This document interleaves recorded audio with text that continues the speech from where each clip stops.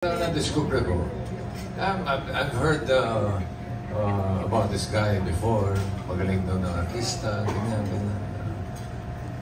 Napatunayan ko that he is a seriously good actor. Yeah. As a matter of fact, in one of the sequences that we were together, medyo pinapanood ko siya, wala akong take. Medyo fanboy mode ako. Totoo yun, totoo. Pinapanood ko na siya. Ang galing! Ang haba ng dialogue pero hindi siya nagkakamali. Ako kapraso lang, bumabakil pa eh. So, yun na napatunayan ko na seriously good actor. Not just a good actor, he is a good person. In and out. Magaling ito. Thank you, Bossy.